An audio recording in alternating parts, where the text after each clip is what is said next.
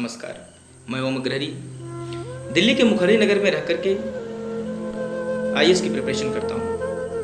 आज मैं लाखों प्रतियोगी परीक्षाओं की तैयारी करने वाले प्रतिस्पर्धी छात्रों के प्रतिनिधि के रूप में सरकार से कुछ अपील करना चाहता हूँ। जैसा कि आप सभी को मालूम है कि हजारों लाखों छात्र दिल्ली, प्रयागराज, इंदौर और कोटा जैसे स्थानों में रह करके प्रतियोगी परीक्षाओं की तैयारी करते हैं। इसमें से अधिकतर छात्र किसान, मजदूर, शिक्षक या यूँ कहें कि लोअर मिडिल क्लास फैमिली से बिलोंग करते हैं, अर्थात सामान्य आर्थिक पृष्ठभूमि से आते हैं। और ऐसे में कोरोना महामारी के वजह से इनके घरों की आर्थिक स्थिति डामाडोल हो गई है। और यही नहीं, रही सही इनके घर की अर्थव्यवस्था को दोहरी मार तब झेलनी पड़ी जब क्रोधित प्रकृति ने असमय ओलावृष्टि, अनायास वर्षा और रौद्रात्मक आंधी तूफान के माध्यम से कहर बरपाना शुरू किया, जिसकी परिणाम स्वरूप निम्न मध्यम वर्गीय परिवार की कमर टूट गई है और उसके लिए 2 जून का भोजन परिवार के लिए चलाने में समस्या हो रही है।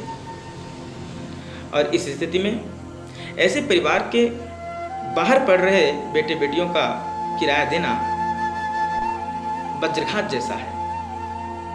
खासकर मुखर्जी नगर, नेहरू विहार जैसे स्थानों का किराया देना असंभव सा है, जहां पर किराए के नाम पर एक मोटी रकम वसूली जाती है छात्रों से।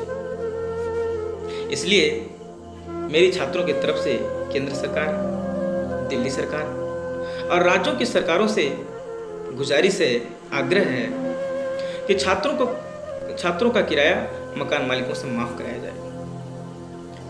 मुझे पता है कि बहुत से लैंडलॉर्ड्स का जीवन यापन का आधार यही कमरे का किराया है और उनके लिए सहन करने लायक नहीं है, वो सहन नहीं कर सकते हैं। परंतु ऐसे मकान मालिकों को चिन्हित करके सरकार उनको अपने कोष से 50% किराया मुहैया कराए।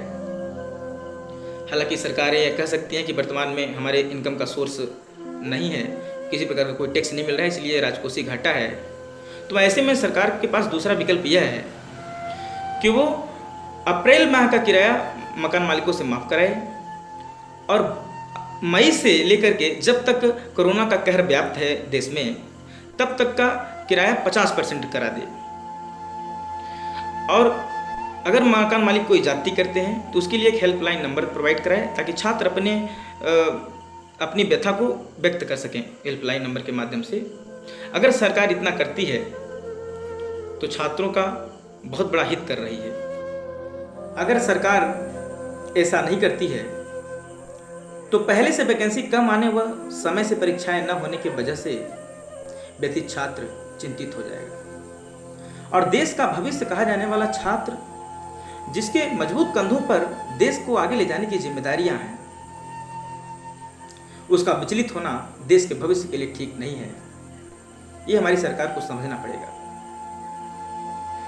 छात्रों के पक्ष में फैसला करके सरकार न केवल छात्रों का हित कर रही है, बल्कि किसान, मजदूर, छोटे व्यापारी, छोटी जॉब करके भरण पोषण करने वाले परिवार, इन सब का अप्रत्यक्ष रूप से भला कर रही है। और इसलिए सरकार से जल्द और सकारात्मक एक्शन की अपेक्षा है। छात्रों से हमारी अपील है कि वो ज़्यादा से ज़्यादा इस मुहिम में अपना योगदान दें। हमें पता है कि हम में आप में से बहुत से छात्र ऐसे होंगे जो किराया देने में सक्षम हैं और ऐसे व्यक्तियों को किराया देना भी चाहिए, परंतु ऐसा एक भी योग्य छात्र जो कोरोना महामारी